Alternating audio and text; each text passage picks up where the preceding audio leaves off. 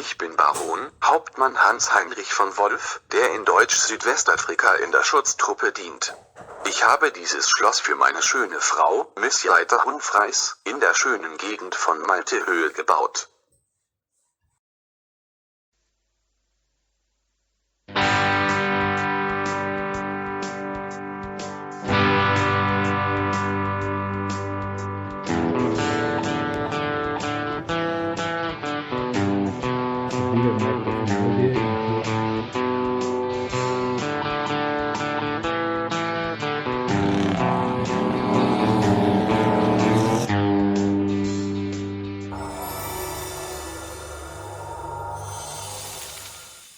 Now 10:30 in the morning, and we are leaving Zebra River Lodge now. No real plan this morning, except going south. Vague plan is to go to Duwisib Castle, and we'll see if we can get there. And then after we have to go more south, see what time we leave there, where we can find some camping for tonight.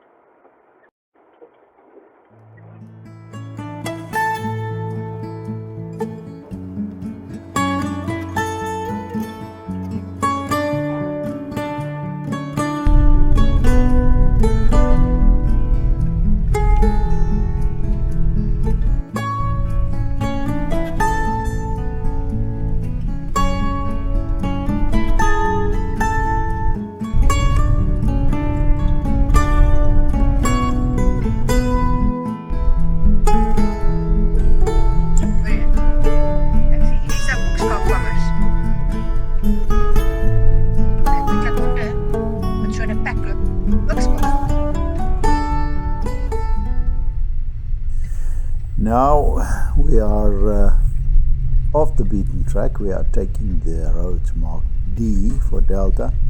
Namibia's got A, B, C, D and F roads, and yeah, the D roads are off the beaten track. The C roads are mostly where the tourists go. The recent rain has made beautiful holes in the road, and yeah, if you didn't grow up in the desert or in the southern part of Namibia, I suppose you look at rain differently than we do. Rain for us is life. Rain for us is just beautiful. Any drop of rain just make Namibia beautiful. In a car. In a car.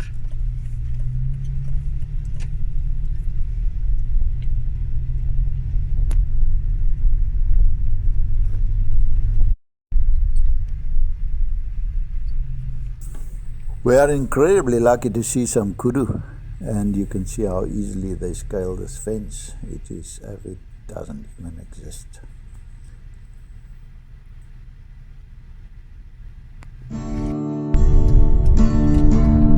See their ruins on the hill, where the smoke is hanging still, like an echo of an age long forgotten.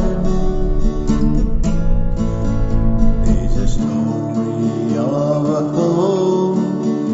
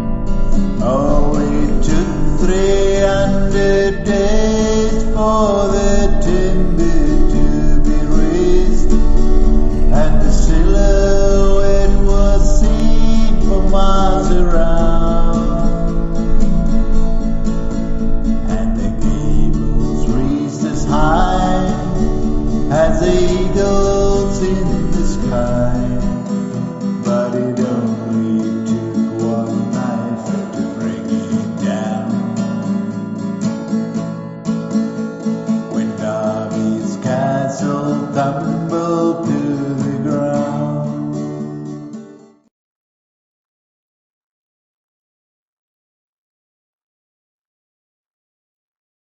Now, this is not Duwisib Castle, but the story of Duwisib Castle is as sad. The story starts with Baron Captain Heinrich von Wolf, born in September 11, 1873, who was a Saxon artillery officer following in the footsteps of his father, Arends, who served in Koningsbroek and was posted to German Southwest Africa in the Schutztruppe. After the German Nama War, Captain von Wolf went home and married the stepdaughter of the U.S. Consul Miss Yaita Humphreys on 8 April 1907.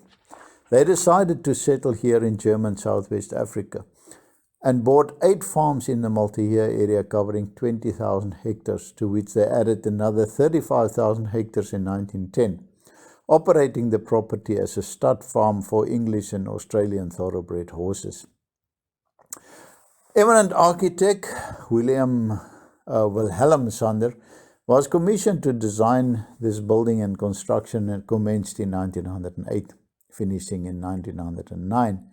It was hoped that the castle would bear a resemblance to some of the existing German forts in Namibia, including in Windhoek. Alone, the castles of Sweveringsburg, Sanderburg, Heinersburg, and the administrative offices known as Tin Palace, now the National Legislative Building. Red sandstone was obtained locally, but most materials such as iron, wood, and cement and lamps were imported from Germany. First by sea from the port of Luderitz, and then hauled 300 kilometers from the coast.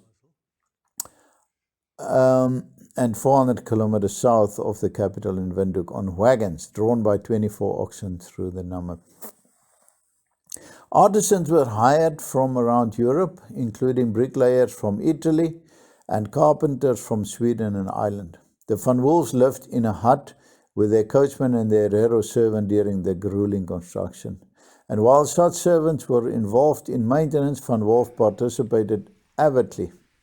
Hans Heinrich planting the courtyard palm trees. This resulting edifice consisted of 22 rooms, including furnitures both bought at a castle auction and imported, like a massive German old cabinet and Turkish bamboo tables. In the mid-1919, inauguration was attended by major Southwest African dignitaries.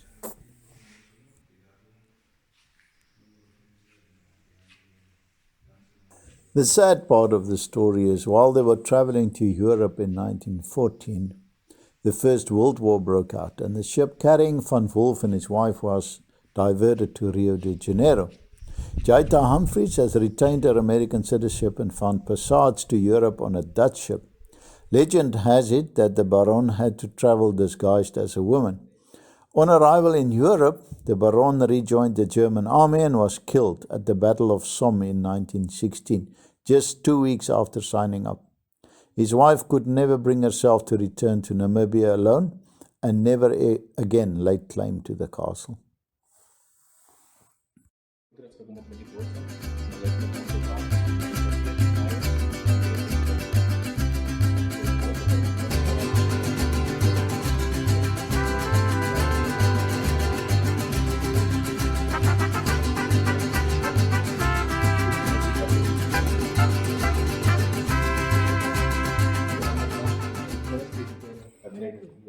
Now this is the summer bedroom, where they lived in summer on the southern part of the house. Very hot here in the Maltehohe district in summer.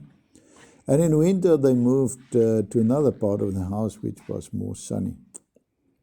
Now it's also rumored that the descendants of their horses, which was obviously abandoned in World War I, can be seen today roaming free and wild as the Namib desert horses along the roadside between Aus and Luderitz in the restricted diamond areas.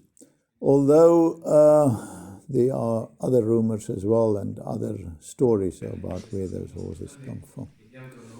The property of Duwisib Castle is currently under the management of Namibia Wildlife Resorts, and it is now in very good state. It was dilapidated a couple of years ago, but now it is incredibly good. Visitors can tour the castle and even now stay overnight in refurbished bedrooms.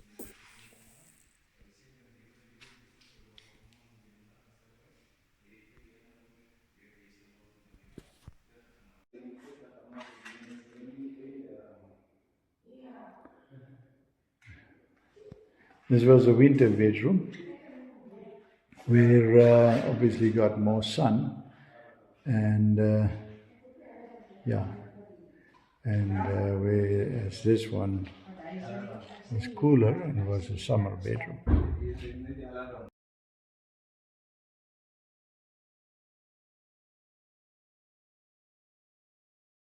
There's a lounge area and obviously the dining room area.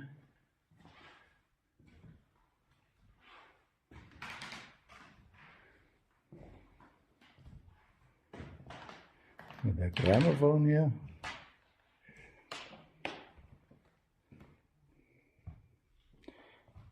Lounge area with a beautiful fireplace.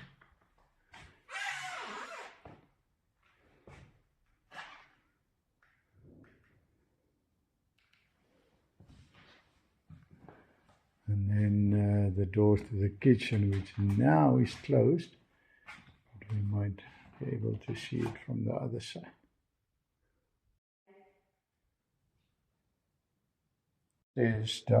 Stairs down to the wine cellar, which is as big as this room downstairs, and then quite some steep stairs over here.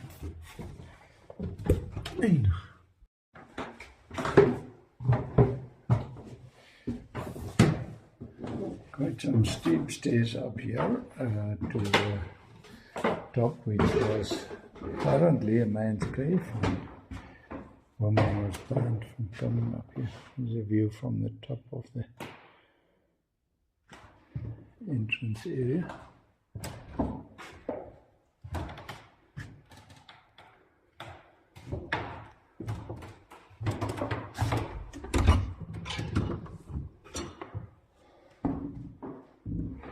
And this was the man cave. This isn't restored. It's got a little sort of balcony in here.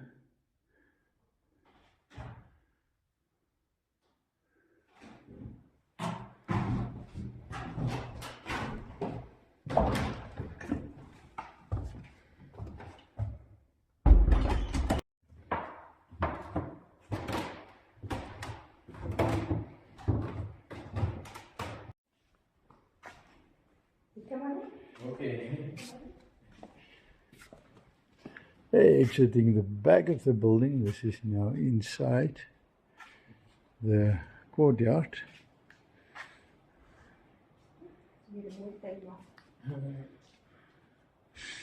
With all the sort of outside rooms. And a little swimming pool, but I doubt it if the Baron had blue paint at that stage.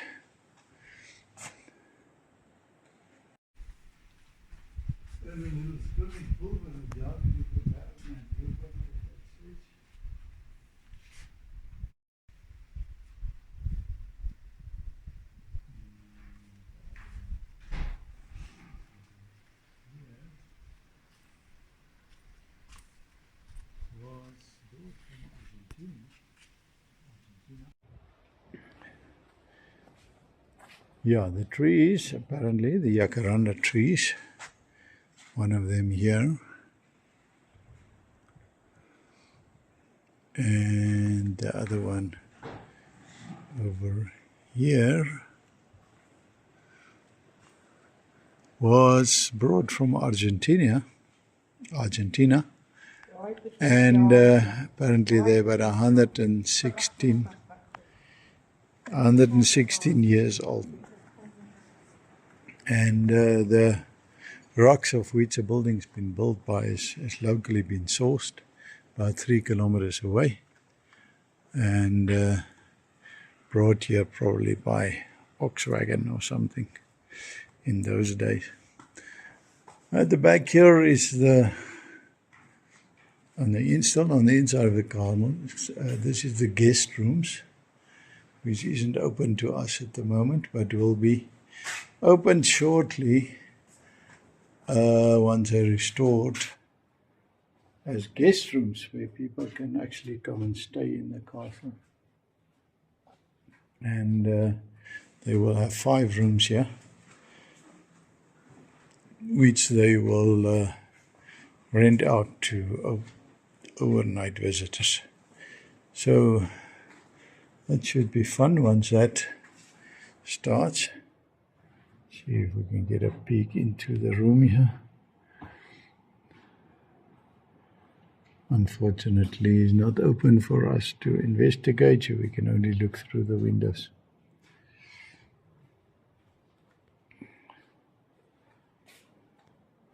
Ladies' rooms.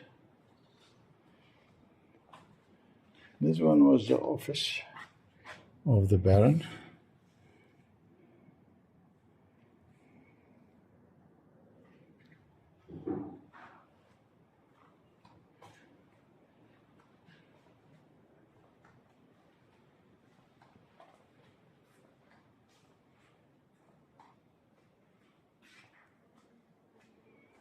Or was it this one? I'm not quite sure.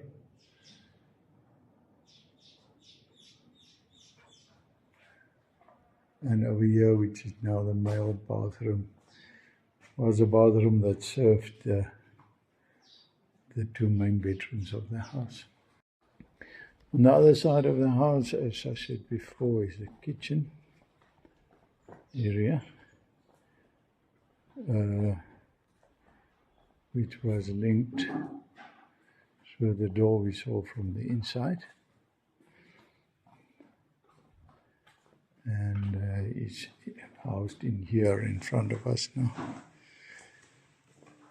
And then, so here's the kitchen area. And on this side is more guest rooms.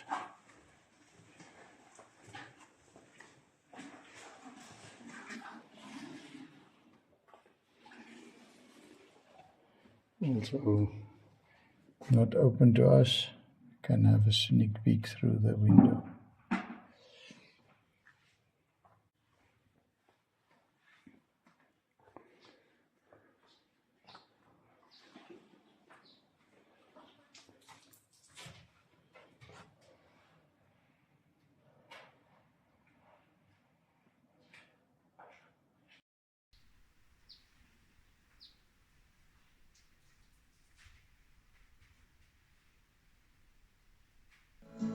Oh, it took 300 days for the timber to be raised, and the silhouette was seen for miles around. And the gables raised as high as the eagles in the sky, but it only took one night to bring it down. When Duwisib Castle tumbled to the ground.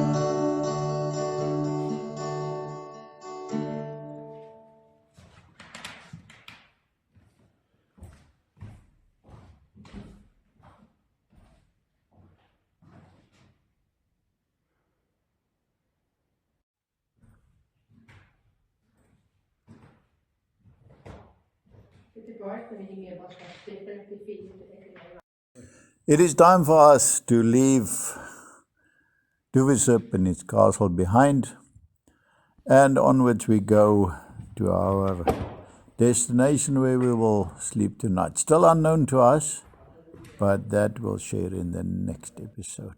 If you enjoyed this video, please give us a thumbs up And subscribe, because we really need your subscriptions. And then we'll see you in the next video. Bye-bye.